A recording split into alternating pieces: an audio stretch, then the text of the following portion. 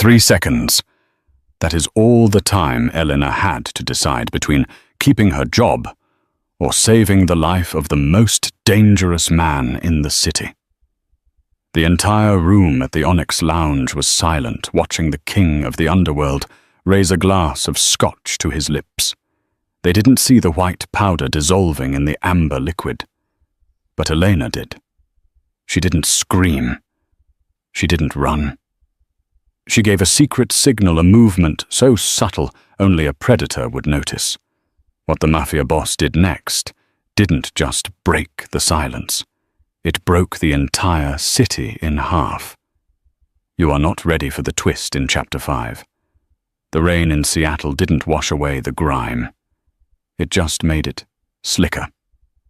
At 10:15 p.m. on a Tuesday, the Onyx Lounge was effectively a fortress disguised as high society. The velvet ropes outside weren't for crowd control. They were for filtration. Only the people who ran the city, or the people who broke it, were allowed inside. Elena adjusted the hem of her black uniform, her fingers trembling slightly. She had been working at the Onyx for 3 months, just long enough to know the rules. Keep your head down, your ears closed, and your tray level. It was a simple transaction. She served drinks to men who could buy the block she lived on, and in exchange she made enough tips to pay off her father's gambling debts. Table 4 needs a refill on the Macallan 25. Her manager, a sweaty man named Gouda, hissed into her ear. And fix your face. You look like you're at a funeral. Elena forced a smile, though the knot in her stomach tightened. Table 4 was the VIP booth, the booth where he sat. Dante Moretti. They called him the architect. He didn't look like the thugs in the movies. He wore bespoke Italian suits that cost more than Elena's car, and he sat with a stillness that was more terrifying than any shouting match. He was the head of the Moretti crime family, the organization that effectively owned the waterfront. Tonight, the atmosphere around Dante was heavier than usual. He wasn't alone. Sitting opposite him was a man Elena recognized from the news, though not for good reasons, Councilman Halloway. And beside Halloway sat a man Elena had never seen before, a man with a jagged scar running through his eyebrow. He was introduced only as the broker. Elena approached the table, balancing the heavy crystal decanter. As she stepped into the dim light of the booth, the conversation died instantly. "Poor," Dante said. His voice was a low rumble, devoid of emotion. He didn't look at her. His dark eyes were fixed on the councilman. Elena uncorked the bottle. As she leaned in to pour into Dante's glass, her gaze flickered to the man with the scar. The broker. His hand was resting on the table near Dante's water glass. But as Elena poured the scotch, she saw it. It was a sleight of hand worthy of a magician. As Dante turned his head slightly to address the councilman, the broker's pinky finger flicked over Dante's drink. A tiny, almost invisible capsule dropped from his ring and dissolved instantly into the dark liquor. It happened in a fraction of a second. If Elena hadn't been standing at that exact angle, blocking the light with her body, she never would have seen the faint fizz as the capsule melted. Her heart hammered against her ribs. Poison. She froze. If she said nothing, Dante Moretti would be dead in minutes. If she spoke up, she would be accusing a guest of a powerful man, and she would likely be dragged out to the alley and shot for interrupting business. She finished pouring. The amber liquid swirled in the glass, looking perfectly innocent. Dante reached for the glass. "To the new zoning laws," Dante said, lifting the glass for a toast. Elena's breath hitched. She couldn't speak. Her throat had closed up. But she couldn't watch him die. She needed a signal. Something that wouldn't alert the killer sitting right there. Dante's hand wrapped around the tumbler. He began to lift it. Elena stepped back, clutching her tray. She caught Dante's eye. It was a fleeting connection, less than a heartbeat. In that second, she did something forbidden for staff. She didn't look away. She locked eyes with him, her pupils dilated with terror. She took her index finger and tapped the side of her own neck, right over the jugular vein 3 times, sharp and fast. Then she deliberately and forcefully dropped her heavy metal serving tray onto the marble floor. Clang, crash. The sound was like a gunshot in the quiet lounge. Glasses rattled on the tables. Every bodyguard in the room reached for a jacket pocket. The broker jumped, startled by the noise. "You clumsy idiot!" he snapped, turning to glare at Elena. But Dante didn't look at the tray. He didn't look at the noise. He was looking at Elena. He had seen the tap on the neck. He saw the terror in her eyes. And Dante Moretti, a man who had survived 3 assassination attempts before his 30th birthday, knew exactly what fear looked like. He looked at the drink in his hand. Then he looked at the broker. "My apologies, sir," Elena whispered, dropping to her knees to pick up the shards of glass she had knocked over. I slipped." Dante smiled. It was a cold, terrifying smile that didn't reach his eyes. "Accidents happen," Dante said softly. He set the glass down. He didn't drink. He turned to the broker. "You know this scotch has a very distinct aroma. Almonds, almost." The color drained from the broker's face. Cyanide smelled like bitter almonds. I wouldn't know," the broker stammered. "Why don't you try it?" Dante slid the glass across the table toward the man with the scar. "A toast to our partnership. You drink mine, I'll drink yours." The room went deathly silent. The councilman began to sweat, loosening his tie. "I don't drink scotch," the broker said, his voice tight. "I insist," Dante said. He didn't raise his voice, but the command was absolute. The broker stood up his chair, scraping loudly against the floor. "This is an insult. I'm leaving." "Sit down," Dante said. That was the moment the world exploded. The broker didn't sit. Instead, he reached into his jacket, pulling out a suppressed pistol. "Get down!" Dante roared. He didn't dive for cover behind his bodyguards. He didn't flip the table to save himself. In a move that shocked everyone, Dante. Moretti lunged forward, not at the gunman, but at the waitress. He tackled Elena, covering her body with his own, as the first bullet shattered the mahogany paneling exactly where her head had been a second ago. The onyx room dissolved into chaos. Screams erupted as patrons dove under tables. The strobe lights of muzzle flashes illuminated the smoke-filled air. Elena was pressed into the cold marble floor, the weight of the massive crime boss crushing the air out of her lungs. She could smell sandalwood, expensive tobacco, and the metallic tang of blood. "Stay down," Dante growled into her ear. He rolled off her, pulling a silver handgun from a holster beneath his armpit in one fluid motion. He fired twice over the top of the booth. A sickening thud followed, and the sound of the broker cursing in Russian filled the air. "Rocco!" Dante yelled. A giant of a man. Dante's head of security appeared through the smoke, firing an automatic weapon toward the exit where the councilman was trying to flee. "Boss, the back exit is compromised. They have men in the kitchen," Rocco shouted. Dante looked down at Elena. She was shaking her hands, covering her ears, her eyes wide with shock. He grabbed her arm, his grip like iron. "You," he said, his voice cutting through the noise. "What is your name?" Elena," she stammered.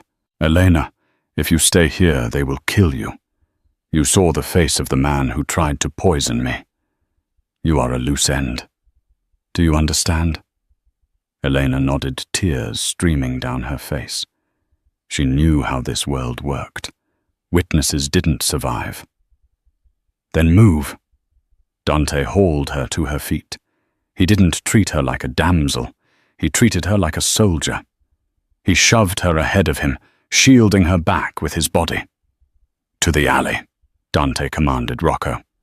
They moved as a phalanx, Dante firing controlled shots to suppress the gunman emerging from the kitchen. Elena ran. She ran faster than she had ever run in her life, slipping on spilled alcohol and broken glass. They burst out the side door into the rainy Seattle night. The cold air hit Elena like a slap in the face. A black armored SUV screeched to a halt in front of them. The back door flew open. "Get in!" Dante shoved Elena inside and dove in after her. Rocco jumped into the passenger seat. "Go! Go! Go!" The tires squealed burning rubber as the SUV fishtailed onto the wet asphalt, narrowly missing a dumpster. Bullets pinged off the bulletproof glass, sounding like hail. Elena was hyperventilating, pressed against the leather seat. She looked at Dante. He was checking a magazine, reloading his weapon with calm precision. He had a cut on his cheekbone, bleeding sluggishly. He looked up and caught her staring. For a moment, the mask of the ruthless boss slipped, and she saw genuine curiosity. "That signal," Dante said, holstering his gun. 3 taps on the jugular. "Where did you learn that?" Elena swallowed hard, trying to slow her heart rate. "My father." Dante raised an eyebrow. "Your father taught you how to signal a hit in a crowded room." "My father was a mute," Elena whispered. "He lost his voice in the war. 3 taps on the neck meant choking hazard or poison. He taught us that when we were kids, so we wouldn't eat the berries in the woods." Dante stared at her for a long moment. He reached into the mini-fridge built into the car's console and pulled out a bottle of water. He cracked the seal and handed it to her. "Drink. You're in shock." Elena took the water, her hands shaking so badly she spilled some on her uniform. "Where are you taking me?" "To a place where Victor Cray can't find you," Dante said. "Victor Cray, the man with the scar, the broker. He works for the Cray Syndicate out of Chicago. If he was bold enough to try and kill me in my own lounge, he has backing. Big backing." Dante looked out the window at the passing streetlights. "You just saved my life, Elena, and in doing so you just declared war on the Cray family." Elena felt sick. "I just wanted to pay my rent." "Your rent is paid," Dante said flatly, "but your life as a waitress is over. You're mine now." Elena stiffened. "Excuse me." Dante turned to her, his dark eyes intense. "Until I find out who hired Cray, you are under my protection. You live where I live. You move when I move.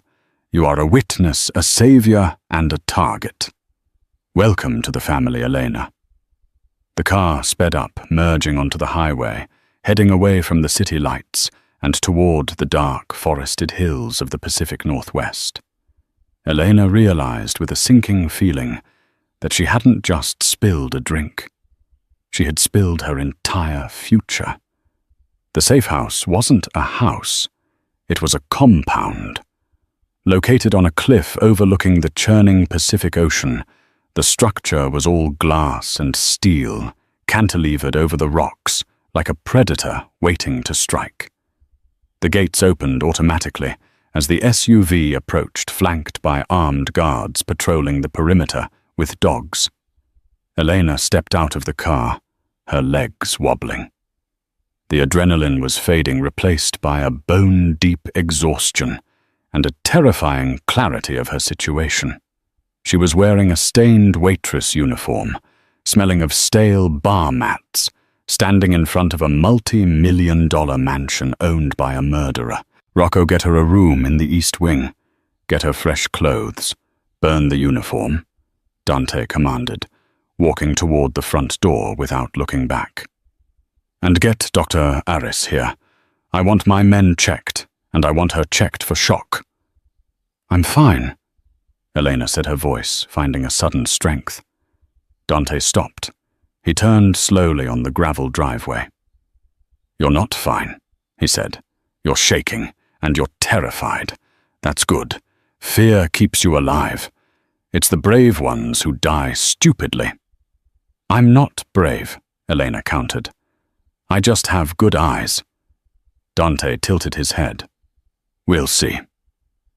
Inside the house was stark. Minimalist furniture, modern art that looked violent, and floor-to-ceiling windows that looked out into the pitch-black ocean. Rocco, the giant guard, was surprisingly gentle. He led her to a guest room that was bigger than her entire apartment. There's a robe in the bathroom. Shower. The boss will want to talk to you in an hour, Rocco said, closing the door. Eleanor locked it. It was a futile gesture. They surely had keys, but it made her feel slightly better. She stripped off the uniform, throwing it into the corner with disdain. She stepped into the shower, turning the water up until it was scalding hot. She scrubbed her skin raw, trying to wash away the feeling of Dante's heavy body, pressing her into the floor. The smell of gunpowder, the look in the broker's eyes. When she emerged wrapped in a plush white robe, there was a knock on the door. Dinner, a voice said. A maid wheeled in a cart. Steak-roasted vegetables and a glass of red wine. Elena realized she hadn't eaten since lunch. She ate quickly, the food tasting like ash in her mouth. An hour later, Rocco returned. He's ready for you. Elena followed him through the labyrinthine hallways to a study. The room was lined with books, smelling of old paper and leather. Dante was sitting behind a massive desk, looking at a series of monitors. He had changed into a black turtleneck and slacks. The cut on his cheek had been bandaged. Sit, he said, gesturing to a leather chair. Elena sat.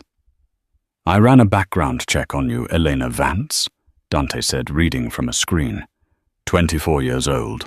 Dropped out of nursing school 2 years ago when your mother got sick. Father is deceased heart attack, not war wounds, though he was a veteran. You have $42,000 in debt, mostly medical bills. Elena felt a flush of anger. Is there anything you don't know? I don't know why you did it, Dante said, finally looking at her. Most people in your position would have let me drink it. If I die, chaos ensues. Maybe you slip out in the confusion. By signaling me, you put yourself in the crossfire. Why? I told you, Elena said. I saw the powder. That's the how, not the why. Dante stood up and walked around the desk. He leaned against the edge, crossing his arms. Do you have a hero complex, Elena? I don't want to see a man die in front of me complex, she snapped. And maybe I thought if I saved you I'd get a big tip. Dante laughed. It was a dry, short sound. A tip, right. He reached into his desk drawer and pulled out a checkbook. He scribbled something and slid the paper across the desk to her. Elena looked at it. It was a check for $500,000. Her breath caught. That was enough to pay her debts, buy a house, and start over. There's your tip, Dante said. And a plane ticket to Switzerland is being arranged for the morning. New identity, fresh start. Elena looked at the check, then at Dante. You're sending me away.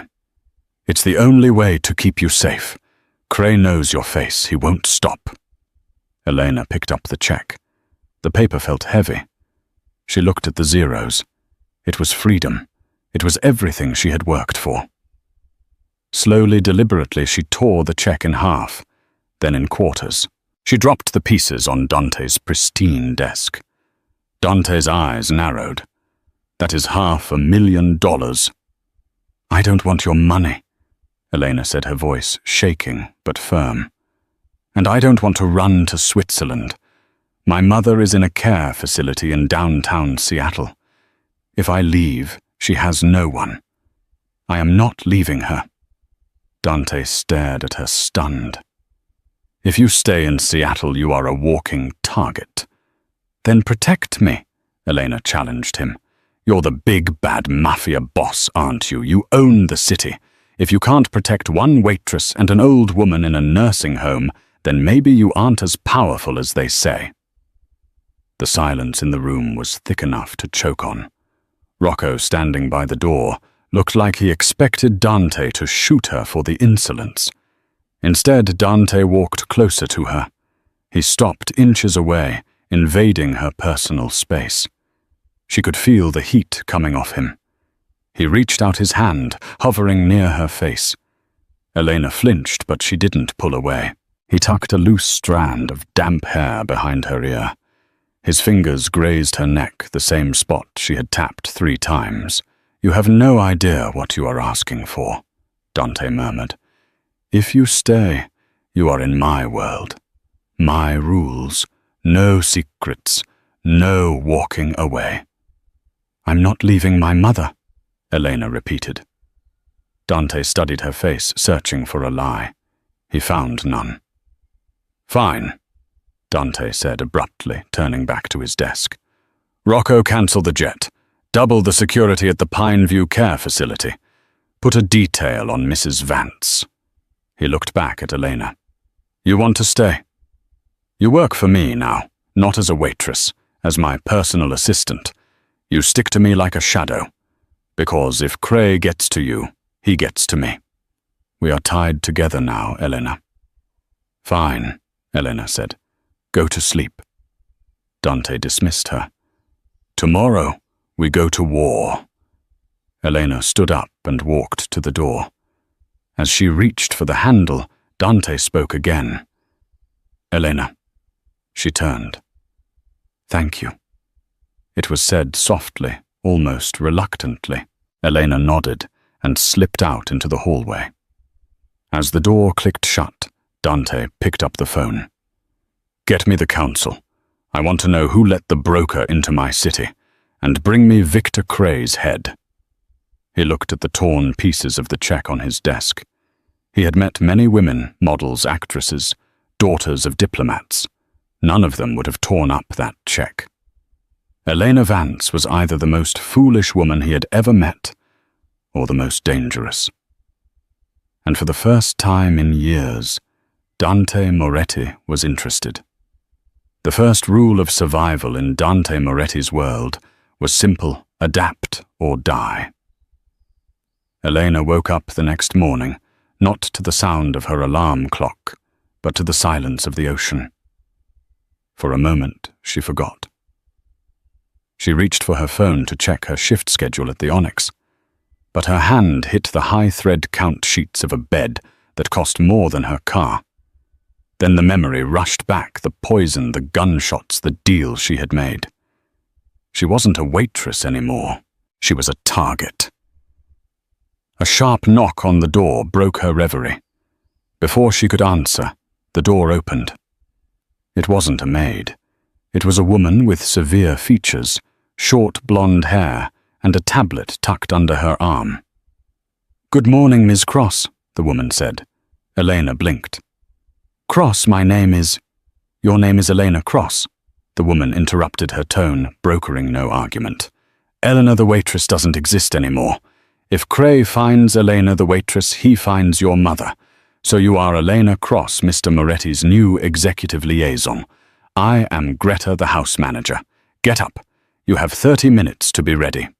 Greta snapped her fingers, and 2 maids entered carrying a garment rack filled with clothes. There were no aprons, no comfortable sneakers. It was a row of structured blazers, silk blouses, and tailored trousers. "Mr. Moretti requires his staff to look the part," Greta said. "Wear the grey suit. It's bullet-resistant weave. Elena stared at the clothes. Bullet-resistant suit.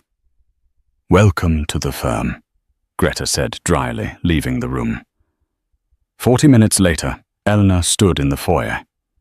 The grey suit fit her like a second skin, though the material felt heavier than normal wool. She felt like an imposter. She felt like a child playing dress-up in a war zone. Dante was waiting for her by the front door. He was on the phone, speaking rapid-fire Italian. He paused when he saw her. His gaze swept over her, clinical and assessing. He didn't smile. He didn't compliment her. He simply nodded, as if inspecting a weapon, to ensure it was clean. "Let's go," he said, hanging up the phone. "Where are we going?" Elena asked, hurrying to keep up with his long strides. "The docks. Specifically, Pier 54. I have a shipment coming in, and after last night I need to show my face. If I hide, they think I'm weak. If I'm weak, they attack." They stepped out into the grey Seattle morning. The convoy was waiting 3 black SUVs. Rocco opened the door of the middle vehicle. Dante slid in, and Elena followed. As the car pulled away, the silence stretched. Dante was reading a file. Elena watched the trees blur past her, anxiety rising. "You need to stop fidgeting," Dante said without looking up. "I'm not fidgeting," Elena lied. "You're tapping your thigh. It's a tell. It shows you're nervous. In a room full of sharks, you never show blood." He closed the file and looked at her. "Today you are my eyes. I have security, yes. I have Rocco. But they look for guns and knives. You saw a grain of powder in a dim room. I need you to look for the things that don't belong. And if I see something, you tell me, discreetly." They arrived at the docks 20 minutes later.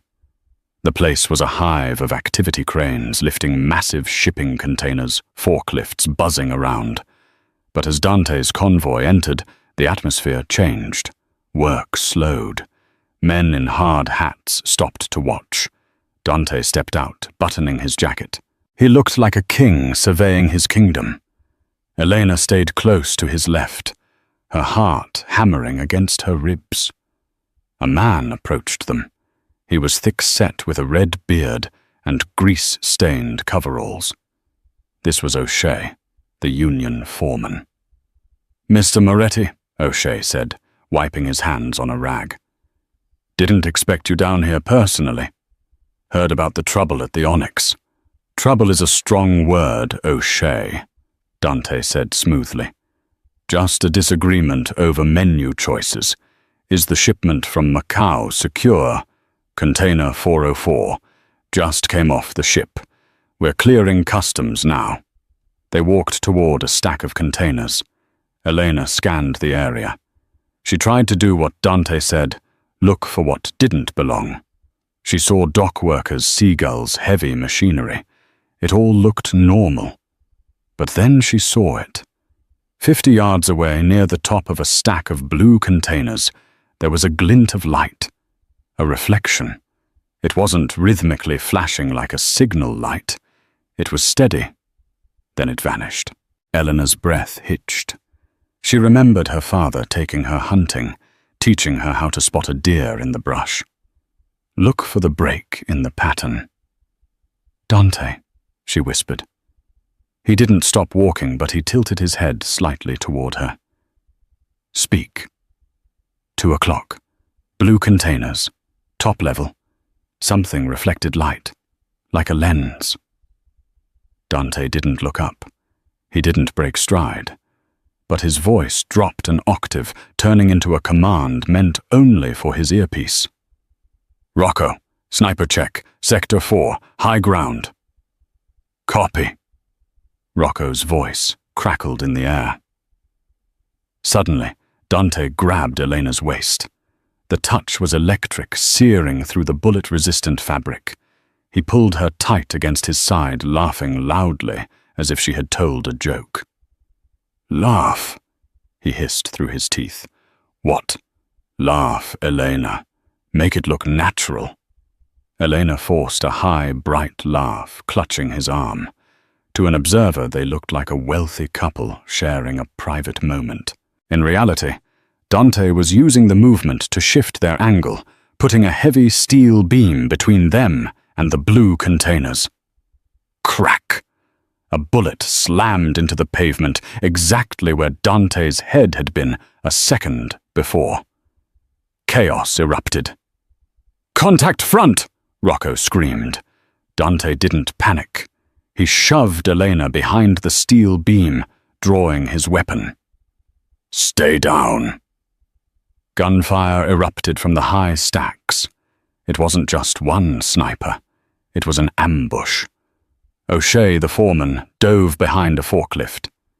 "They knew I was coming." Dante roared, firing 3 shots toward the sniper's nest. "Someone leaked the schedule." Elena crouched in the dirt, covering her ears. The noise was deafening. Dust and concrete chips rained down on them. She looked at Dante. He was in his element, cold, precise, lethal. He wasn't afraid. He was angry. "Rocco, suppressive fire. I'm moving to the flank," Dante yelled. "No." Elena grabbed his leg. "Don't go." Dante looked down at her. "I have to clear the angle, or we're pinned." "It's a trap," Elena said, her voice trembling, but certain. "Don't you see, they fired once to make you take cover here? Look at the ground." Dante looked. They were crouched behind a steel beam, but right next to them was a pallet of red drums. "Oil," Elena whispered. "They herded us next to the fuel." Dante's eyes widened. He realized it instantly. The sniper wasn't trying to hit him. He was trying to pin him next to the flammable drums so a second shooter could ignite them. "Move!" Dante grabbed her hand. "Run now!" They sprinted away from the cover exposed to the open air. A second later, a bullet struck the red drums. Boom! The explosion sent a shockwave that knocked them both off their feet. A fireball rolled into the sky, consuming the steel beam where they had been hiding seconds ago. Dante rolled, covering Elena from the falling debris. They skidded across the asphalt, coming to a stop near the SUVs. Rocco and the security team were already returning fire, neutralizing the threat on the containers. Dante pulled Elena up. She was coughing, her grey suit covered in soot. He looked at the burning inferno, then at her. For the second time in 24 hours, she had seen what he had missed. "You..." Dante breathed, his chest heaving. "Who taught you tactical positioning?" "No one." Elena coughed. I notice things." Dante grabbed her face with both hands. His thumbs smeared the soot on her cheeks. The adrenaline was coursing through both of them, creating a volatile, magnetic tension. "You're not a waitress," Dante growled, his eyes searching hers. "You're a witch, or a guardian angel." "I'm just a girl who wants to go home," she whispered. "Too late," Dante said. He pulled her toward the car. "You're not going anywhere. If they want war, I'll give them the apocalypse." The ride back to the compound was suffocating. Dante spent the drive barking orders into his secure phone, initiating a full lockdown, while Elena stared out the window, her hands trembling. She kept seeing the explosion at the docks, feeling the weight of Dante's body shielding her. She was terrified.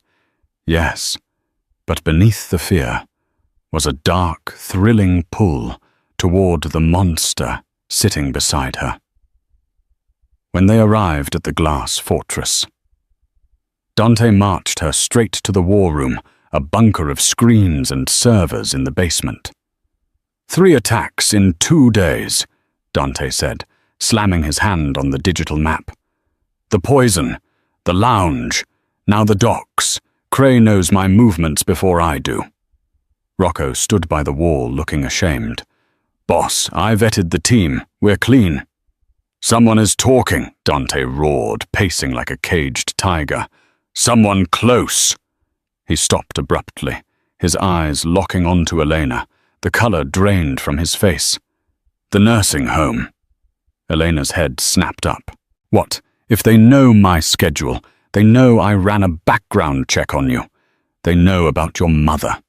"You said it was secure," Elena whispered, panic rising in her throat. "You said you put a detail on her." "I did," Dante said, grabbing his jacket. "But if I have a leak, my security detail is compromised. We have to go. Now." They took an inconspicuous sedan, Dante, driving with aggressive precision. They reached the Pineview Care Facility in 20 minutes.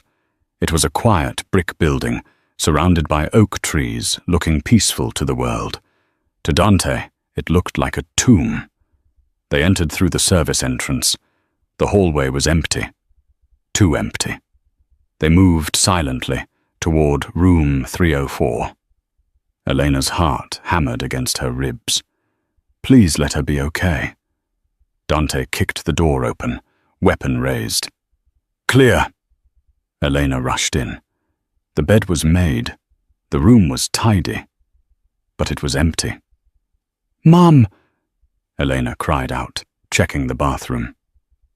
"Mom!" There was no answer. On the bedside table, where her mother's reading glasses usually sat, was a single playing card. The Joker. Scrawled across the face in red ink were the words, "The waitress for the Queen." Elena collapsed onto the bed, clutching the card. "They took her. They took her because of me." Dante walked to the window, his jaw set so hard a muscle twitched in his cheek. He didn't offer empty platitudes. "We get her back.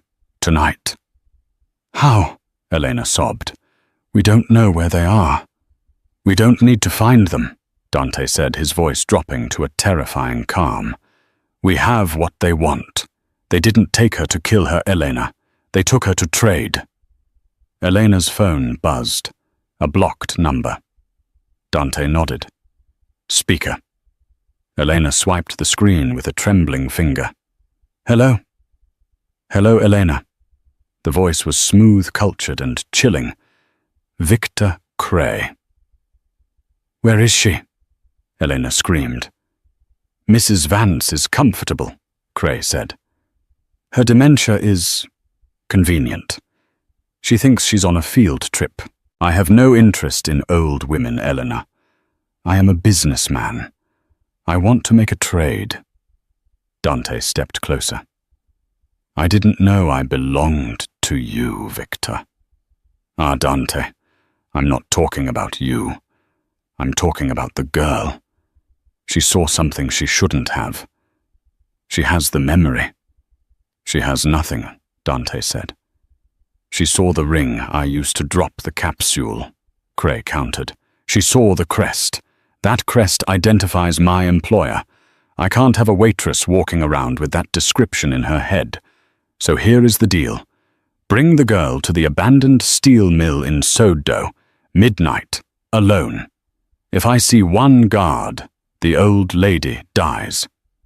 "No deal," Dante said immediately. "Then prepare for a closed casket," Cray said. "Wait!" Elena screamed. "I'll do it! I'll come!" "Smart girl," Cray said. "Midnight." The line went dead. Dante smashed the phone against the wall. "You are not going." "It's my mother," Elena yelled, standing to face him. "I dragged her into this. I have to go." "It's a trap. He won't let her go. He'll kill her. He'll kill you, and he'll kill me. That is how this works." "Then what do we do?" Elena pleaded, tears streaming down her face. "We can't just leave her." Dante looked at her, seeing the resolve in her eyes. She wasn't asking for permission. She was stating a fact. If he didn't take her, she would go alone and die. "We go," Dante said finally. But we don't go alone, and we don't play by his rules. He dialed a number. Get the team. Bring the heavy artillery. We're burning the steel mill to the ground. He turned back to Elena, his gaze unguarded for the first time. It wasn't just protective, it was possessive. He stepped close, gripping her shoulders. I won't let them take you. You're mine. Elena shivered. It should have terrified her. But God help her, it made her feel safe.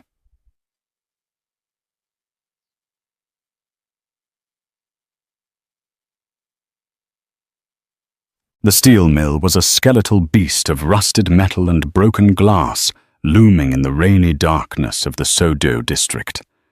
They parked a mile away. Rocco and the tactical team fanned out into the shadows, moving like ghosts. Dante and Elena walked down the center of the road, exposed just as Cray had demanded. Dante wore a long trench coat, concealing the arsenal beneath. He held her hand, his grip bruising. Don't look at the rafters, Dante whispered. Look at me. They reached the central loading bay. A single floodlight illuminated a patch of wet concrete. Standing there was a wheelchair. Elena's mother sat in it, wrapped in a blanket, looking confused but unharmed. Behind her stood Victor Cray, a gun pressed to the back of her head. He was flanked by 10 men with assault rifles. Right on time, Cray called out, his voice echoing in the cavernous space. Stop there. Dante stopped 20 feet away, pulling Elena slightly behind him. Let her go, Victor. You have me. I'm the prize. You are a bonus, Dante. Cray smiled, the scar on his face twisting. But she is the loose end. Send her over. Once she is here, I push the wheelchair to you. Don't do it, Dante whispered. I have to, Elena whispered back. She stepped out from behind him. She walked forward, the rain plastering her hair to her face. She looked at her mother. Her mother smiled vacantly. Elena, is that you? It's past your curfew. It's okay, Mom. Elena choked out. She was 10 feet away. That's close enough, Cray said. He shifted his aim from the mother to Elena's chest. Goodbye, Waitress. Now! Dante screamed. The night exploded. From the high rafters, Rocco and his team unleashed a wall of lead. 3 of Cray's men dropped instantly. Dante didn't dive for cover. He sprinted forward, covering the distance to Cray in seconds. Cray fired at Elena, but she had learned. She dropped, throwing herself toward the wheelchair as the bullet whizzed over her head. Dante crashed into Cray, tackling him into a pile of scrap metal. The gun skittered away. Elena reached the wheelchair. Mom, get down! She pulled the chair behind a concrete pillar as bullets sparked off the ground around them. Dante! She screamed. Dante and Cray were locked in a brutal struggle. Cray pulled a knife, slashing Dante's forearm. Dante didn't flinch. He grabbed Cray's wrist, twisting it with a sickening crack, then punched him in the throat. It was savage. It was personal. Cray collapsed, gasping for air. Dante stood over him, chest heaving, and leveled his handgun at Cray's head. Wait! Cray wheezed, blood bubbling on his lips. Don't you want to know who hired me? Dante paused, finger on the trigger. Speak. It wasn't an outsider. Cray laughed, a wet, gurgling sound. It was your brother. Dante froze. The color drained from his face. I don't have a brother. He died 10 years ago. Did he? Cray grinned, teeth stained red. Ask the councilman. Ask Halloway. Bang! A single shot rang out. But it didn't come from Dante. Cray's head snapped back a bullet hole in the center of his forehead. He slumped back dead. Dante spun around, weapon raised. Standing at the entrance of the bay was Councilman Halloway, holding a smoking pistol. He was surrounded by police officers, corrupt ones on his payroll. "Good work, Dante," Halloway called out, stepping over the puddles. "You cleaned up the mess, but I couldn't let him talk. He was getting delusional." Dante lowered his gun slowly. He looked at Halloway, then at the dead body of Cray. The setup wasn't just Cray. It was the political establishment. Halloway had used Dante to kill Cray, and now he was going to pin the murder on him. "Drop the weapon, Mr. Moretti," a police sergeant shouted. "You're under arrest for the murder of Victor Cray." Dante looked at Elena huddled behind the pillar. She was safe for the moment, but he was trapped. If he fought, he died. If he surrendered, he went to prison, and Elena would be left unprotected against Halloway. Dante made the choice that shocked everyone. He turned his back on the police and walked toward Elena. "Stop, or we will fire," the sergeant yelled. Dante ignored them. He reached Elena and knelt down, pressing a small, heavy key into her hand. "Take this," he whispered. "Station locker 42 at Union Hub. There is a drive. It has everything on Halloway. Everything." "Dante, no," Elena cried, gripping his sleeve. "Run," Dante said. He stood up and raised his hands. "I surrender," he shouted. As the police swarmed him, shoving him against the wall, he locked eyes with Elena one last time. "Go," he mouthed. Elena didn't waste the sacrifice. While the police focused on the Mafia boss, she grabbed the wheelchair handles and pushed her mother into the shadows, slipping out the back exit into the rainy night. She was alone again, but this time she held the key to the city's darkest secrets. And she was going to get him back. The rain had stopped leaving Seattle slick and reflecting the neon lights of a city that never really slept. Elena sat in a cheap motel room on the outskirts of Tacoma, the kind of place where questions were never asked. Her mother was asleep on the lumpy mattress, exhausted. Elena sat on the floor, holding the silver key Dante had pressed into her palm. Union Hub, locker 42.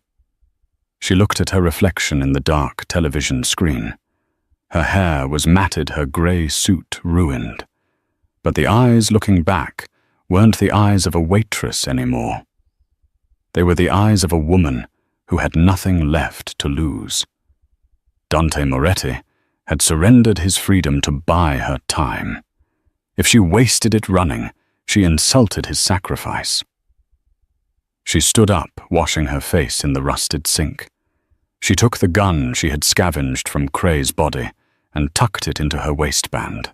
Leaving a note and cash for her mother, she slipped out into the night. Union Hub was a labyrinth of shadows at 2:00 a.m. Elena pulled her collar up, moving with a purpose she didn't feel. She found the lockers in the B-wing. Her hand trembled as she inserted the key. It turned with a smooth click. Inside there was no money, no diamonds, just a ruggedized hard drive and a single sheet of paper. "I wouldn't walk out that exit if I were you." A voice rumbled from the shadows. Elena spun around, hand on her weapon. Rocco stepped into the light. The giant head of security looked worse for wear, arm in a sling bandage around his head. But he was alive. "Rocco," Elena breathed. "I thought you were dead." "Takes more than a few bullets," Rocco grunted. "But the boss, that's a different story." "Where is he?" "County jail. Maximum security. But Halloway is fast-tracking a transfer to a federal black site. Once Dante gets in that van, he disappears. Accidents happen during transport." Elena gripped the hard drive. "I have the evidence. Dante said this would destroy Halloway." We can't just walk into a police station, Rocco warned. Holloway owns the chief. We hand that over. It disappears, and we end up in a ditch.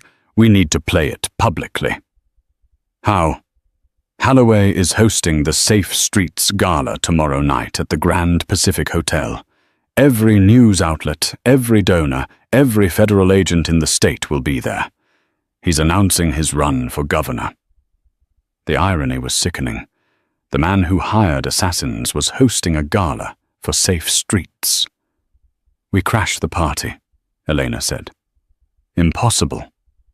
Rocco shook his head. Security will be tighter than the Pentagon. Facial recognition, list checking. We are fugitives 1 and 2. Elena looked at her ruined suit, then at the hard drive. A plan began to form, reckless, dangerous, exactly the kind of plan Dante would have hated. They are looking for Elena Cross, the executive assistant, she said softly, and they are looking for Elena the fugitive. She looked up at Rocco, a cold determination hardening her features. But nobody looks at the help. Nobody notices the waitress.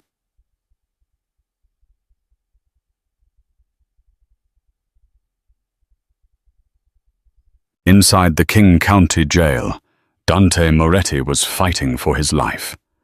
They had put him in general population, a death sentence. Holloway wanted him exposed. Dante sat on his bunk, staring at the concrete wall. He was bruised, his cut forearm throbbing, but his mind was sharp. He knew Holloway would send someone tonight. The cell block went quiet. Too quiet. The lights flickered and dimmed. The cell door buzzed and slid open. Dante stood up slowly. He didn't rush. He waited. 3 men entered. They were huge, tattooed with rival gang insignia. They were armed with Shiv's toothbrushes, filed down to needle points.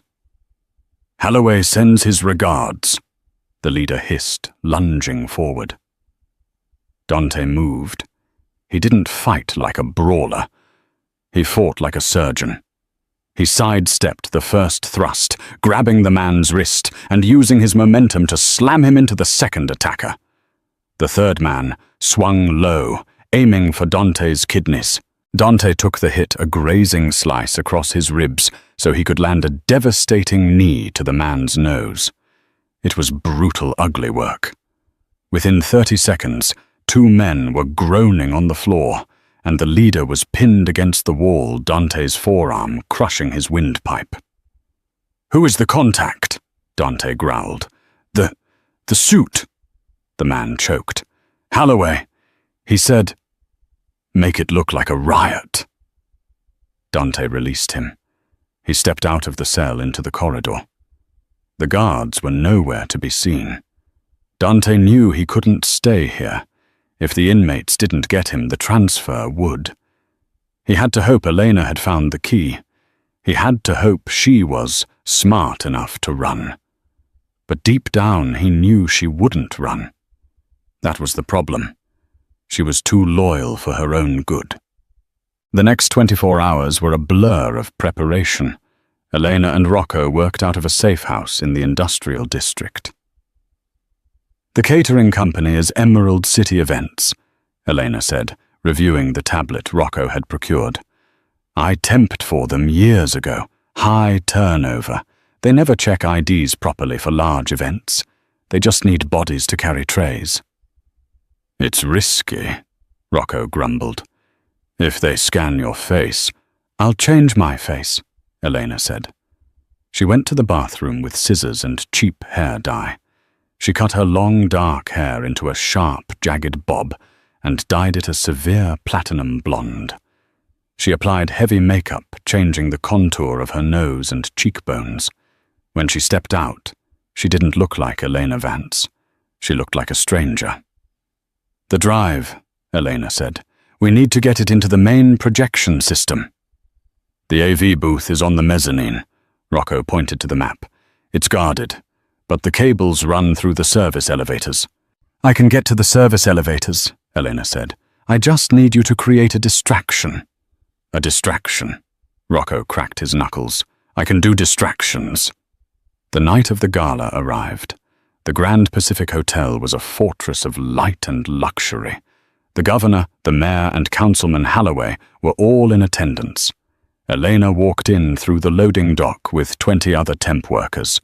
She wore the standard uniform, black slacks, white shirt, black bow tie.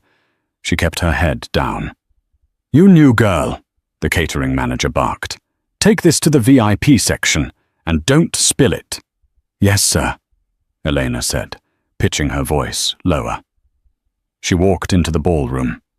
It was dazzling. Chandeliers and orchestra playing Mozart laughter that sounded like breaking glass.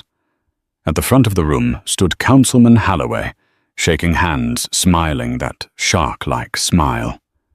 Behind him was a massive screen displaying his campaign slogan, Order from Chaos. Elena moved through the crowd, heart hammering. She made her way to the service elevator and pressed the button. Hold it. A security guard stepped in front of her. Where are you going? Refill on the appetizers, Elena said, lifting her empty tray. Kitchen is in the basement. The guard squinted at her face. For a second, Elena thought it was over. Go ahead, he grunted, stepping aside. The doors closed. Elena dropped the tray. She didn't go to the basement. She hit the emergency stop between floors, pried open the panel in the ceiling, and climbed up into the shaft. It was filthy and dangerous work. She shimmied up the cables to the mezzanine level, prying open the doors from the inside. She slipped into the hallway behind the AV booth. Rocco was outside, waiting for the signal. Elena texted him, in position. 2 minutes later, a smoke bomb detonated in the lower vents. Panic rippled through the gala. Security shifted to secure the exits. The guard outside the AV booth looked down at the commotion. Elena slipped past him into the darkened booth. The technician was distracted by the smoke. She moved fast, locating the main server tower. She pulled the flash drive from her pocket and jammed it into the port. The technician spun around. Hey, what are you doing? Elena didn't hesitate. She pulled her gun and leveled it at him. Sit down, she commanded, and don't touch anything. On the stage below, Halloway was trying to calm the crowd. Please, everyone, it's just a minor malfunction. Elena typed the password Dante had written on the paper. Jugular. She hit enter. Elena stared at her reflection in the motel mirror. Platinum blonde wig, sharp contour a stranger's eyes. Dante had surrendered his freedom to buy her time. She wouldn't waste it. Rocco had secured the schematics for the Grand Pacific Hotel, where Councilman Halloway was hosting his Safe Streets gala. Security is tight, Rocco warned, checking his watch. Facial recognition at every door. They look for threats, Elena said, adjusting her catering uniform. Nobody looks at the help. The gala was a sea of tuxedos and hypocrisy. Elena moved through the ballroom with a tray of champagne head down, heart hammering against her ribs. She slipped into the service elevator, but instead of heading to the kitchen, she hit the emergency stop. She pried open the ceiling hatch, shimmying up the greasy cables to the mezzanine level. Rocco's distraction, a smoke bomb in the lower vents, triggered the fire alarm. As security scrambled, Elena slipped into the unguarded AV booth. She leveled Cray's gun at the startled technician. Sit down, she commanded. She jammed the hard drive into the server and typed the password Dante had given her, jugular. Below the massive screen behind Halloway, flickered. His campaign logo vanished, replaced by gritty dashcam footage. Halloway's own voice boomed through the speakers, crystal clear. I don't care about collateral damage. Kill Moretti. The ballroom froze. Halloway stood paralyzed on stage as the screen displayed bank transfers emails and the order to burn the Onyx Lounge. "Turn it off!" Halloway shrieked, backing away. "It's a fake!" But the evidence was undeniable. As federal agents swarmed the stage, Halloway sprinted for the side exit, bursting into the service corridor and straight into a wall of muscle. Rocco stepped out of the shadows, cracking his knuckles. "Going somewhere, Councilman." Halloway stumbled back. "I can pay you." Rocco silenced him with a single, devastating punch to the jaw. Halloway crumbled unconscious before he hit the floor. 3 days later, the charges against Dante were dropped. On the cliff edge of the glass fortress, Dante found Elena watching the grey Pacific waves. He looked healed back in his bespoke suit, but the shadows in his eyes remained. "You disobeyed a direct order," Dante said, though his hand lingered tenderly on her cheek. "You had the money. You could have run." "I don't leave people behind," Elena replied, meeting his gaze. Dante stepped closer, the tension radiating off him. "It isn't over, Elena." The files revealed who Halloway answered to. Codename Lazarus. "It's my brother Luca. He's alive."